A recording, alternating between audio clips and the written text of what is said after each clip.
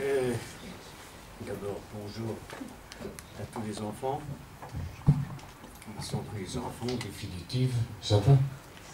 Oui. Je dites-moi si je parle pas très lentement. Il est très difficile de remplir cette tâche, car la résistance a été multiple. A été d'abord des embryons d'organisation, des gens qui se rencontrent, des petits groupes qui peu à peu se durcissent. Mais en France, il y avait deux zones, zone occupée, une zone comme l'a expliqué M. Lio, et la partie sur la côte qui était particulièrement surveillée par les Allemands. J'ai donc, peu à peu, à l'âge de 14-15 ans, oui, non, j'ai donc été recruté à travers les organisations sportives. J'appartenais à la FSGT, Fédération du Travail, qui était relativement à gauche, et nous avions des camarades plus âgés qui s'étaient regroupés et qui appartenaient eux-mêmes au Parti communiste déjà. Ces gens-là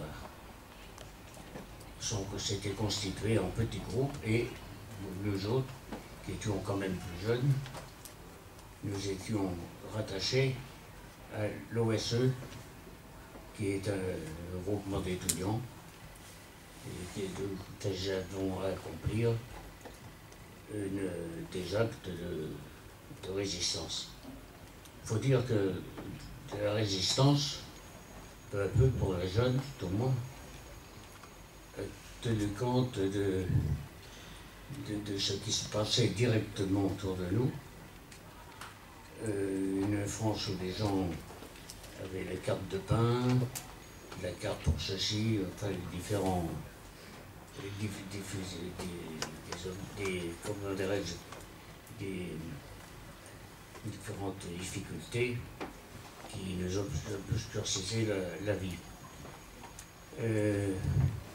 Pendant 1 an et demi, j'ai milité dans l'OS, OSE, qui a fait naître en 1943, qui a fait naître l'organisation qui s'est appelée les FTP, organisation à caractère militaire, qui a été plus organisée. Alors, les FTP, c'était un peu un groupe à part dans la résistance. Nous avons pris l'option du combat un peu plus brutal, sous forme d'appauvrissement du potentiel militaire allemand, d'abord, en considérant qu'il fallait se battre pour entraîner des amis jeunes, pour se venger un peu. Il y avait un esprit de vengeance au départ. Les camarades qui plus âgés avaient été fusillés ou déportés par acte de résistance, par acte de refus. Et ça nous a provoqué de certaines peines, certaines difficultés, certaines incompréhensions quelquefois. Et nous étions, il faut reconnaître que nous n'avons pas une formation militaire trop âgée, comment dirais-je, trop formée. Il a fallu composer les actes de résistance. Et alors, par la suite, en 1943, là, cette fois, ça a pris un caractère tout à fait organisé. À la suite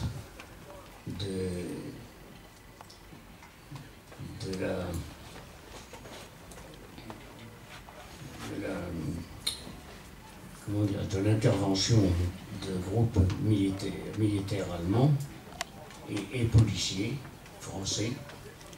Et le groupe militaire FDP, Liberté, a été anéanti. Et donc, quand un groupe tombait, quand un groupe de résistants tombait, il était immédiatement remplacé par un autre. Et j'ai donc été chargé d'organiser les successeurs, j'allais dire, à ce détachement. Donc en mars 1943, j'ai été chargé de diriger le détachement de Liberté. On a regroupé à peu près 25-26 résistants et nous avons des actions à porter dans l'ensemble du département qui allaient de petits bouts de papier que nous appelions des tracts, quelques mots qui faisaient état de la présence de la résistance, d'actes anti-allemands, conviant à entretenir un certain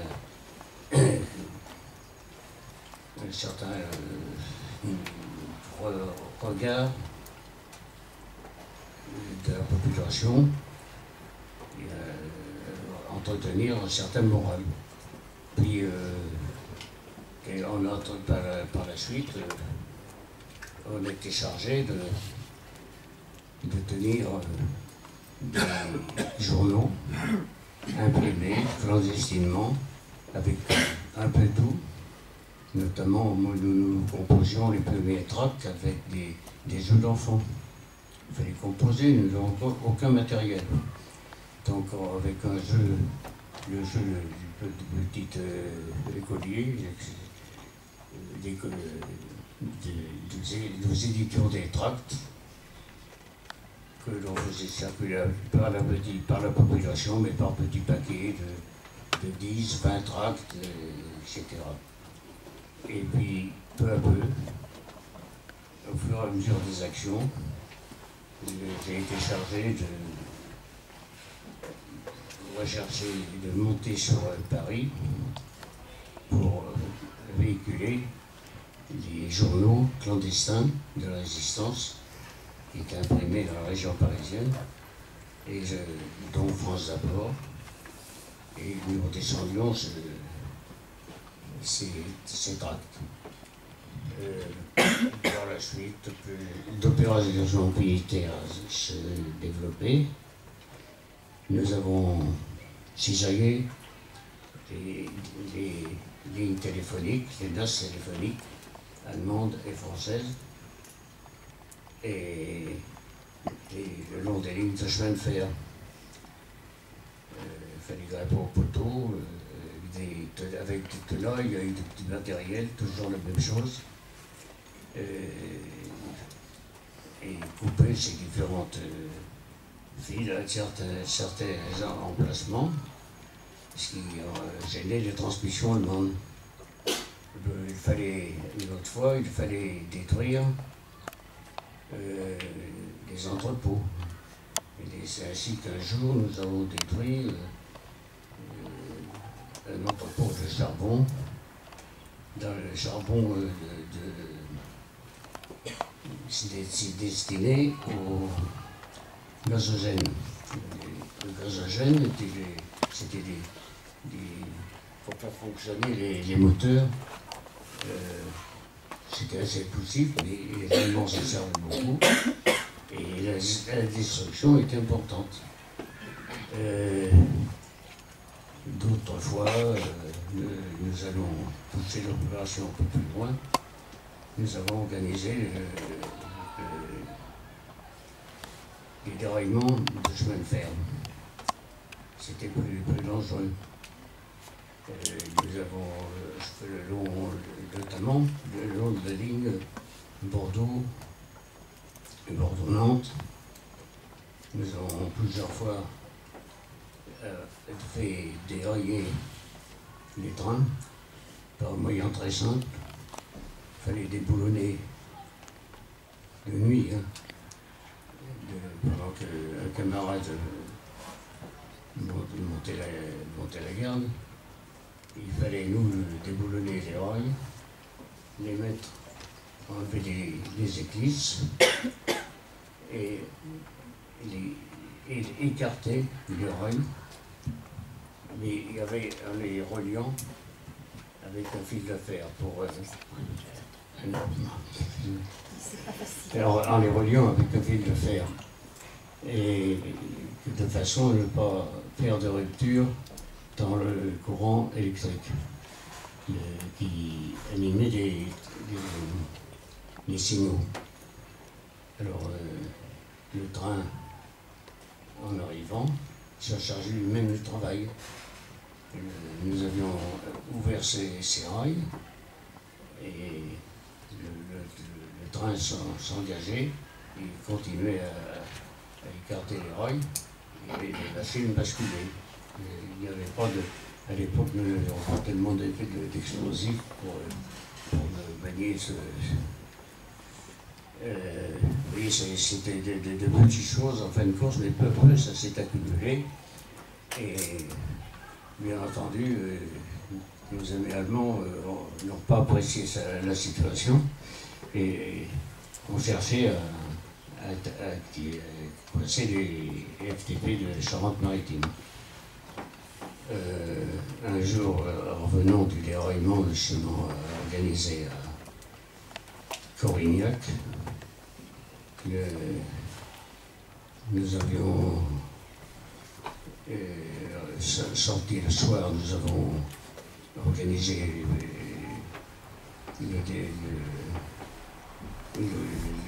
l'attentat, et le lendemain, nous étions séparés. Les uns sont montés sur La Rochelle et moi j'ai été chargé de récupérer le matériel qui nous avait servi à dérailler, à faire ce déraillement et pour le rendre aux employés du chemin de fer qui nous travaillaient beaucoup et leur apporter le matériel en question. Et je suis remonté sur La Rochelle. Et en grimpant le long de la roche, de la route, il y avait une petite côte, et je voyais un petit attroupement, et c'était, quand je me suis approché, c'était un groupe allemand qui avait attaqué l'état-major des FTP de Charente-Maritime. Les voisins m'ont fait signe, parce que quand même, La Rochelle, c'est une petite ville, et les gens connaissaient nos façons d'agir. Ils m'ont fait signe de stopper et de retourner. Alors je me suis retourné. Il fallait marcher doucement, pour ne pas courir, pour ne pas être repéré. Et je me suis retrouvé en centre-ville en recherchant un contact avec mes hommes. Et le soir venu, il fallait se cacher. Alors j'ai trouvé un de mes amis qui m'a abrité dans un endroit très connu de La Rochelle, de façon à éviter ce que les Allemands me mettent la main dessus. Et il m'a donné la clé de la grosse horloge, et qui est le symbole de La Rochelle sur le port. Et dans ce bâtiment ancien, j'ai passé ma première nuit clandestine. Par la suite, je suis remonté sur Paris. Une première fois, j'ai rencontré les survivants de mon détachement. Et j'ai isolé les hommes chaque fois que j'ai pu. Mais les Allemands ont été pas mal. Ce qui fait qu'une quinzaine de nos camarades et moi-même, nous sommes retrouvés devant le tribunal d'exception de Vichy, de condamnation aux travaux forcés. J'étais condamné à 2 ans de travaux forcés au nom du maréchal Pétain. C'est un tribunal français, de la police française, qui agissait pour le compte des Allemands, que mon détachement a été arrêté. J'insiste beaucoup là-dessus. La condamnation effectuée, nous sommes partis des interrogatoires de la Pierre Levé et nous sommes partis sur la centrale d'Est. Là, nous avons participé à la révolte de la prison d'Est, où étaient retenus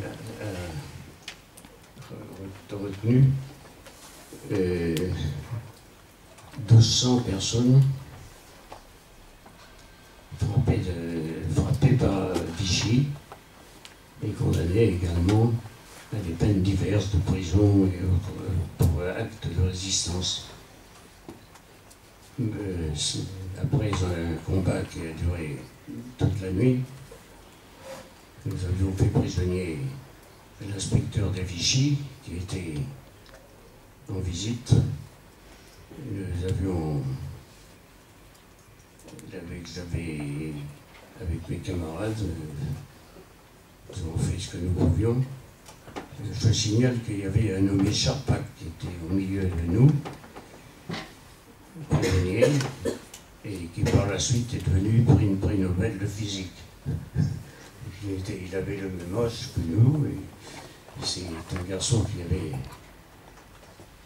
du mérite, qui avait une excellente formation déjà, et il promettait, il a tenu sa promesse. Et nous étions ensemble dans le groupe qui notamment retenait le directeur de la prison et l'inspecteur des prisons de Vichy. Et nous avons demandé à la préfecture de le laisser partir pour rejoindre les maquis de Dordogne. Et bien entendu, il est arrivé un incident idiot, vous entendez de tous les... Il a suffi que, au moment où nous avions réussi ce départ vers la liberté, nous avons un camarade qui rentrait et s'est présenté vers les quelques militaires français qui nous gardaient, des gardes mobiles. Et il s'est présenté armé. Et ils ont fait un geste pour se prendre leurs armes, et la mitraillette de notre camarade s'est enrayée. C'était les scènes, des mitraillettes que nos ennemis nous privaient et que nos alliés anglais nous envahissaient. Et ces armes s'étant enrayées, c'est des militaires, je vous compris, ils ont immédiatement ouvert le feu. Et ça nous a tout de suite empêché de sortir. Il a fallu rendre les armes. Dans le lendemain, dans le jour même, il y a eu un tribunal militaire d'exception. Darnan est descendu lui-même de Vichy, le chef de la milice, et a exigé que nous nous rendions et qu'une partie des détenus soit exécutée. Et après ce jugement, hâtif, autant que l'on peut, le jugement sans que les accusés puissent se défendre, 12 de nos camarades ont été fusillés sur le champ. Et nous avons été par la suite, pendant 2 mois et demi, mis sous une surveillance plus importante. Et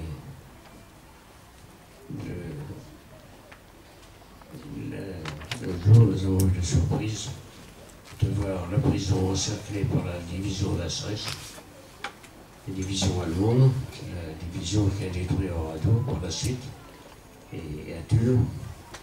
Et cette division était chargée de la répression.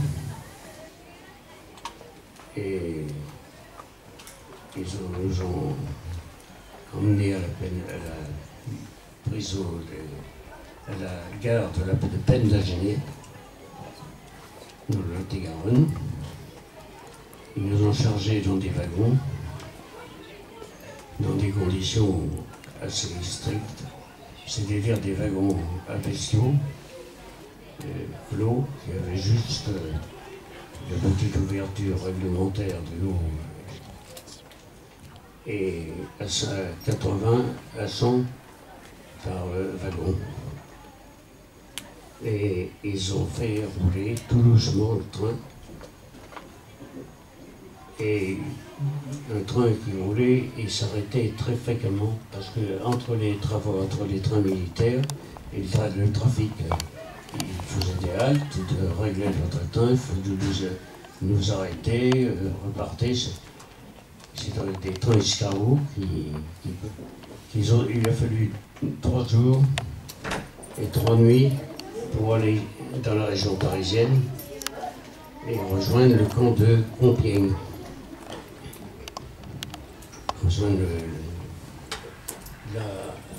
On a dans le camp de Compiègne, on est arrivé, on nous a habillés après des journées pénibles et nuits que nous avons passées dans le train, dans des conditions assez épouvantables, où il faut imaginer un certain nombre de personnes entassées dans un train avec de la paille qui sert de litière et sans eau, sans nourriture.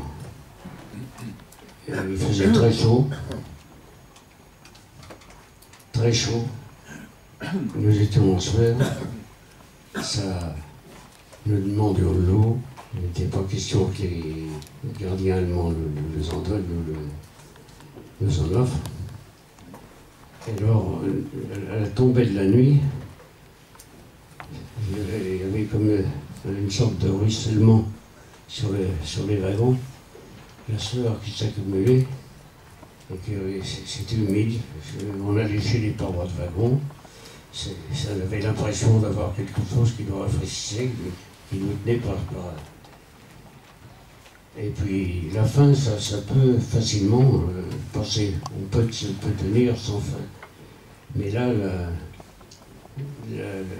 3e jour, c'est devenu plus difficile encore.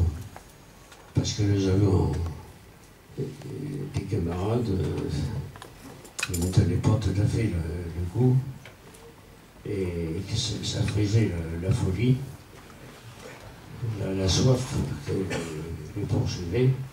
Alors il a fallu maintenir la paix dans le wagon, faire une police intérieure. Enfin, on s'en est bien tiré cette fois. Et dans le camp de Compiègne, nous sommes arrivés, nous sommes abreuvés tout de suite, et on nous a habillés avec des habits de secours. Alors moi, j'avais des habits, puis un jour, je me suis rendu compte qu'il y avait des reprises dans... Et c'est comme ça que j'ai, dedans,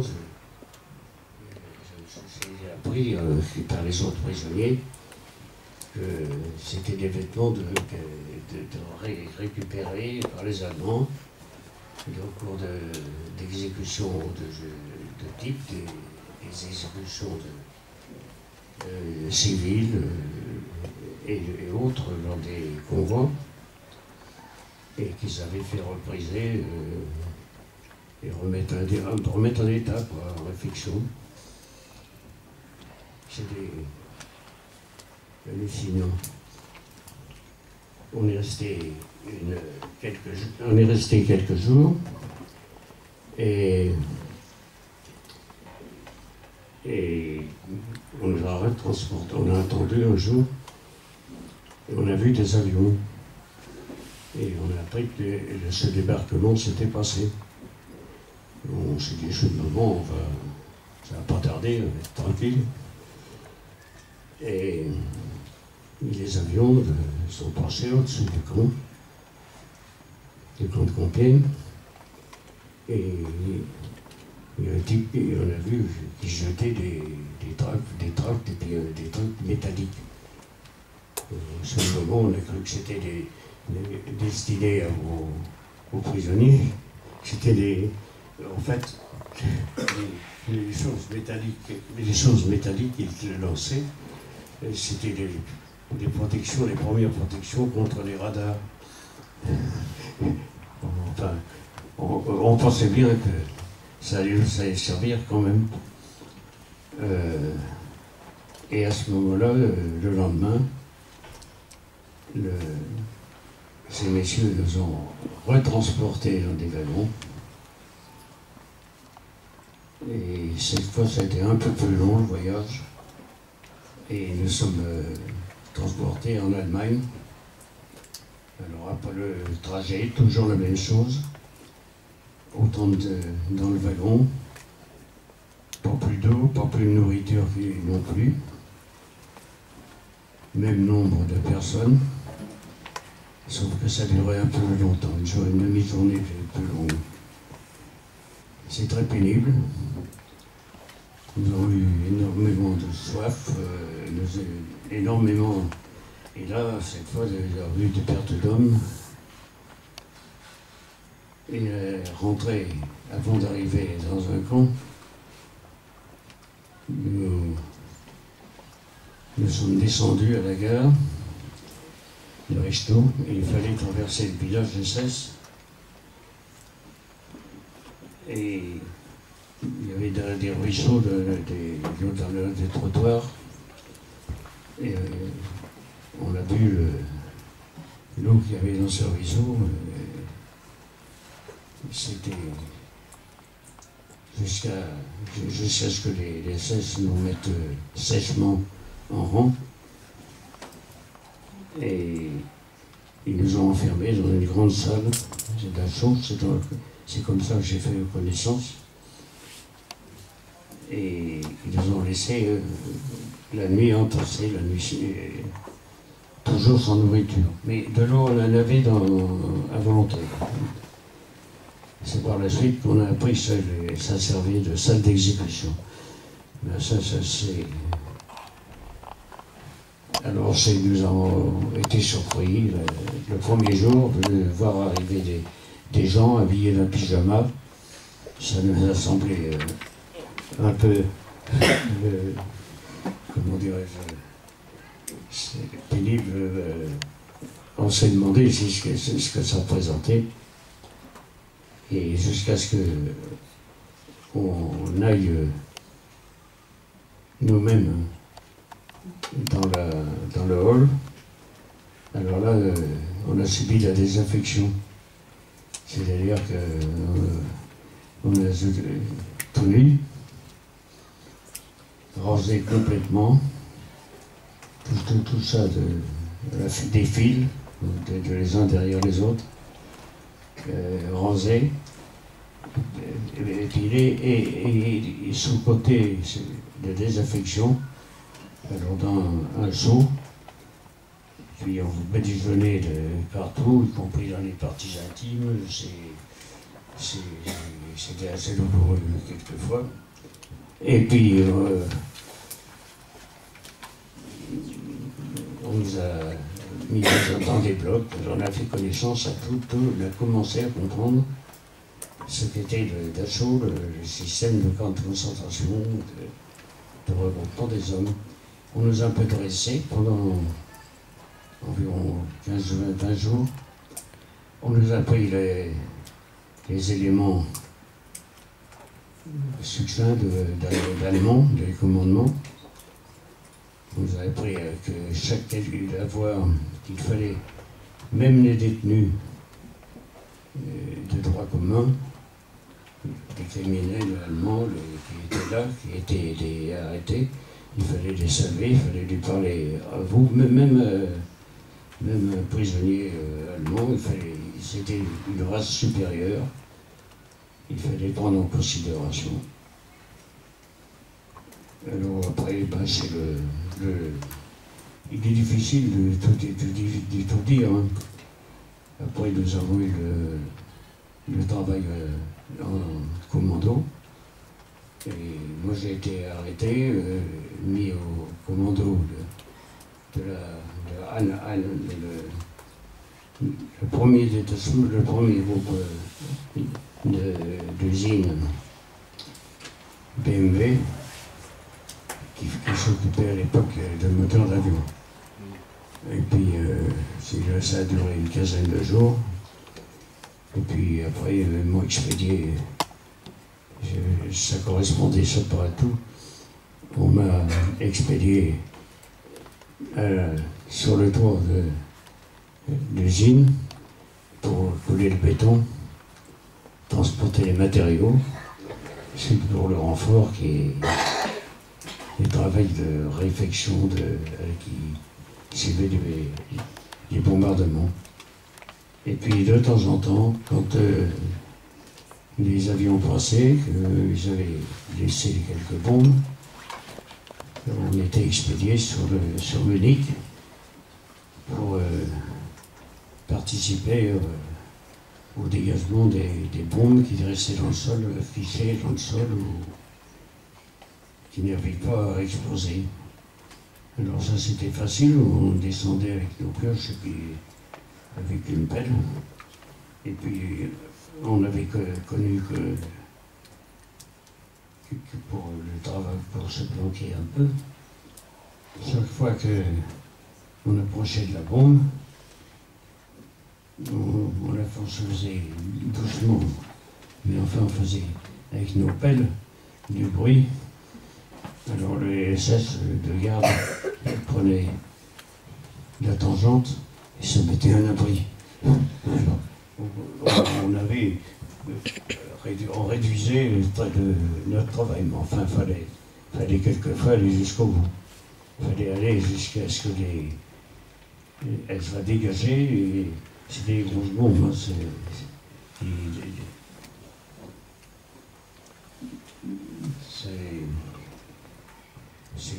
c'était un travail, d'ailleurs. On a eu quelques amis qui...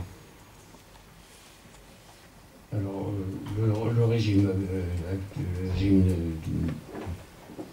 des déportés, ça allait...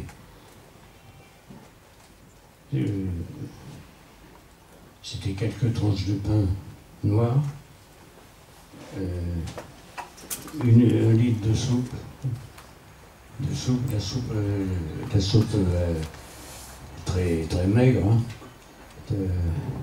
qui comportait un peu de bouillon cube, de magie, exactement, ce qui était le mot d'ordre.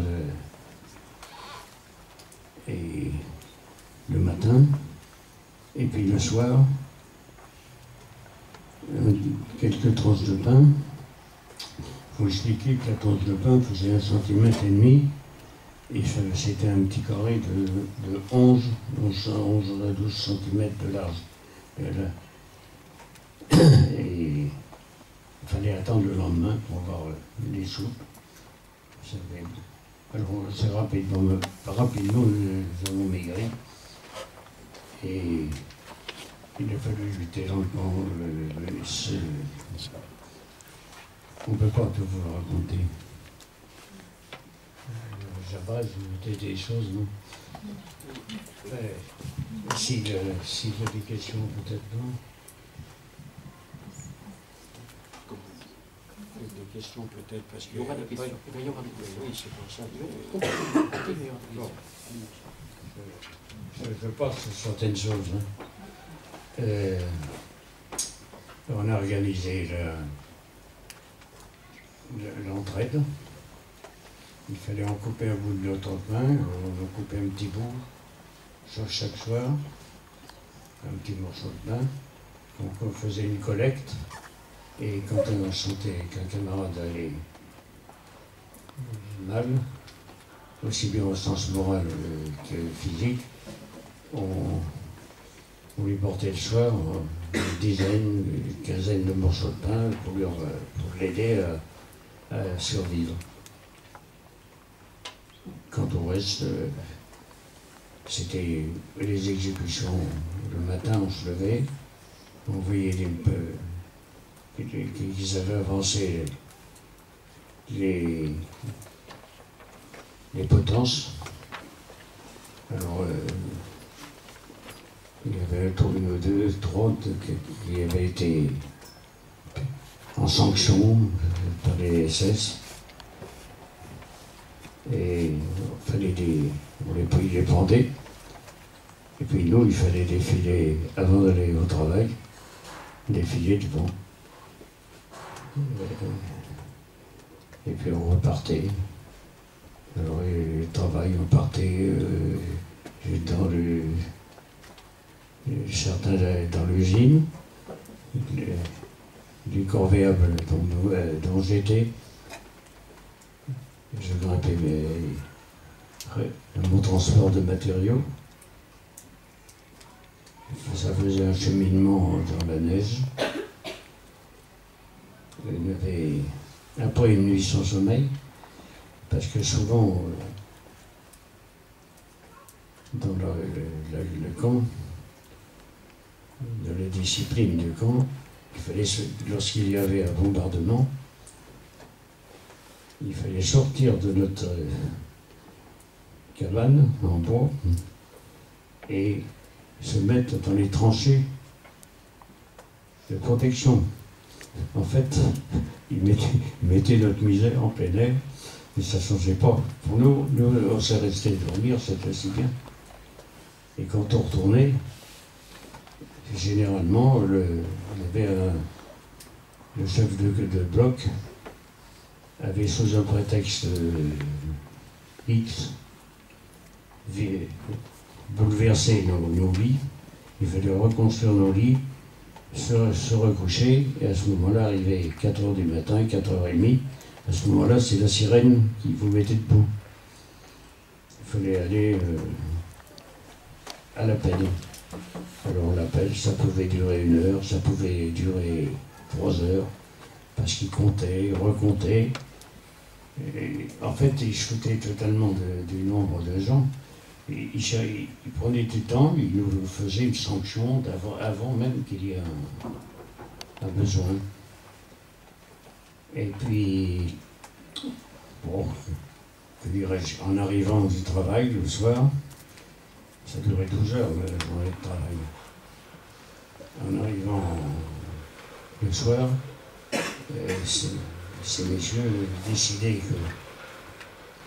qu'une sanction, qu'il pleuve ou qu'il neige, eux allaient se mettre à l'abri, et ils revenaient, on les attendait, on ne pouvait pas bouger, et décidaient de faire une petite heure de pelote.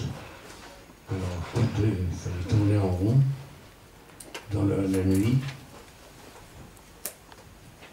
coucher, debout, allongé, coucher, debout, allongé, courir, debout, aller, et ça durait 1 heure, 2 heures, jusqu'à ce que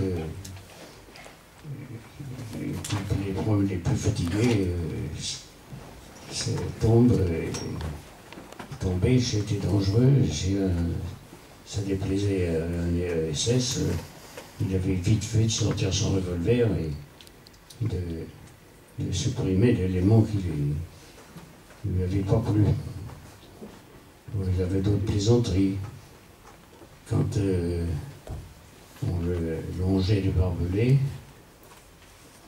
on vous nous ôtait le chapeau, la médecine. Et on le jetait dans les barbelés, le SS. Et le soir, il fallait revenir avec quelque chose sur le crâne. On se débrouillait. Ceux qui ne pouvaient pas se débrouiller, où il y avait un peloton de punition, une sanction quelconque, ou l'exécution. Toujours la même chose, très court, c'était un instant très court, c'est vite fait, un jour tirer un revolver et de descendre le personnage. Mais il fallait toujours. En fait, il fallait mourir à petit feu.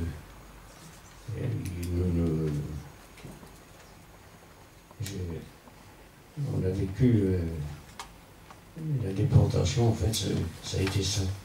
Arriver à tuer les gens par tous les moyens, le travail, l'usure, la faim, et nous, il fallait tenir.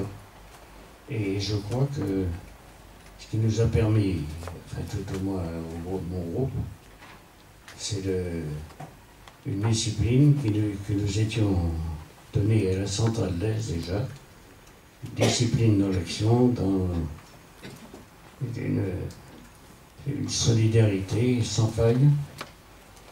Il a fallu que le plus valide vienne au secours. Enfin, il est arrivé le jour de la libération. Et c'est les Américains qui nous ont ils nous ont laissé quelques jours d'assaut.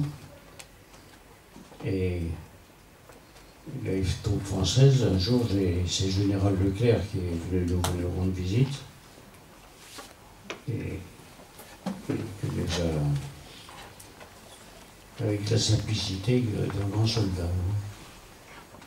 Il n'a pas fait de trucs comme le général de Tassigny, le grand Paroud. Nouveau, il est venu avec son ordonnance, habillé avec un toufion carrément, sauf qu'il avait des étoiles, c'est tout. C'est vraiment, il est venu me serrer la main, ça nous a touchés quand même. Et on était pourtant, on était blasés, hein, et il nous a fait transporter sur l'île de Reichenau, parce qu'on n'était pas capable de revenir dans l'état. Moi, je pesais 39 kilos. J'étais pas transportable. Et donc, nous sommes restés en France. Avant de rentrer en France, un mois supplémentaire. Enfin, c'est pas le résumé des mois pénibles. Mais il fallait y aller doucement, éviter de donner à manger trop. Parce que, au point de vue santé, ça n'aurait pas collé, on ne pouvait pas reprendre. Puis on était devenus des bêtes sauvages, hein, dans le fond, à travers toute cette misère. Schématiquement, voilà, après ça a été la libération, notre libération à nous. Ça a été le passage à l'hôtel Lutetia, plus ou moins bien reçu par les autres. Dedans, on a trouvé des gens la déportation, ils s'en foutaient.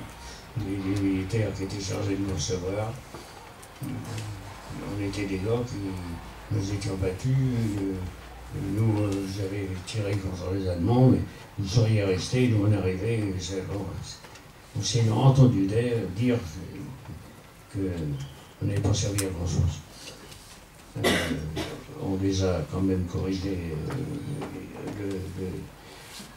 obligés de mettre de l'ordre. Bon.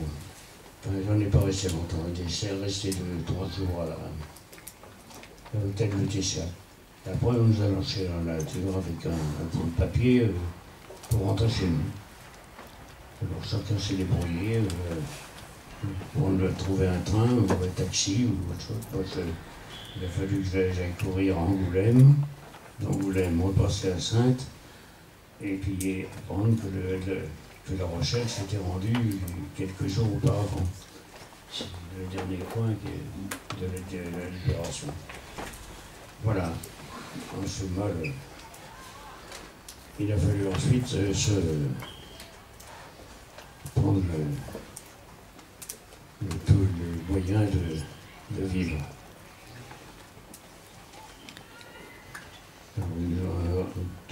J'ai eu à peu près 6 mois de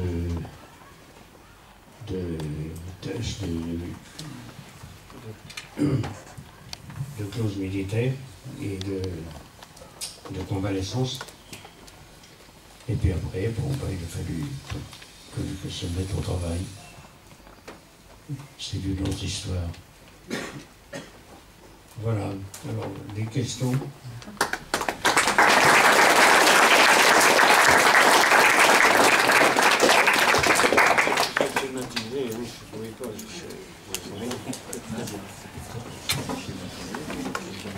Avant de laisser la parole